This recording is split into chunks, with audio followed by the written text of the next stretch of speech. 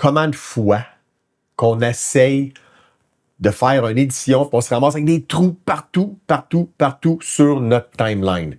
C'est certain qu'il y a déjà une application, déjà une touche qu'on peut faire dans le menu Edit pour éliminer toutes les gaps, les joints entre chaque section qui sont vierges, qui sont blanks, pour rapprocher les clips ensemble. Ou on les prend un après l'autre à la main. On va sauter dans DaVinci et je vais vous montrer comment ça fonctionne. En passant, DaVinci gratuit ou Studio, les deux vont... T'es pas obligé d'avoir Studio, la version payante, pour faire cette opération-là. Et ça m'a épargné beaucoup de temps.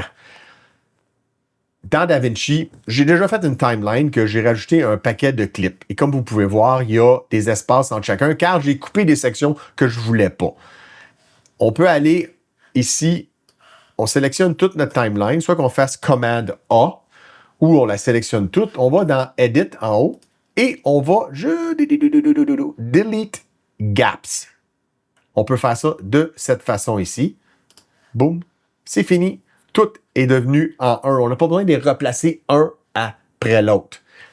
Vous avez remarqué une chose? Il y a une touche ici qui est Alt ou Option G pour tout refermer.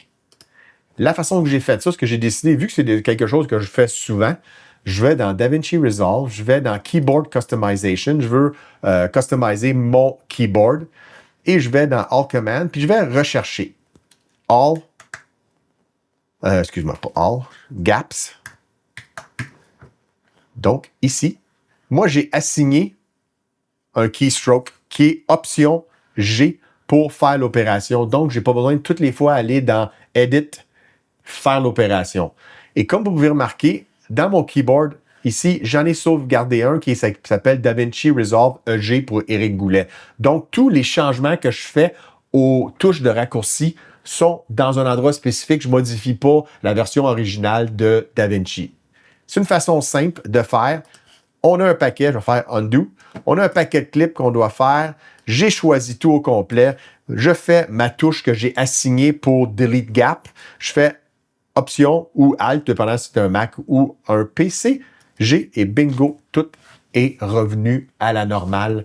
Tout est compressé dans un espace sur le timeline et on continue d'éditer. Un truc cool, un truc qui simplifie et qui m'accélère rapidement mon édition.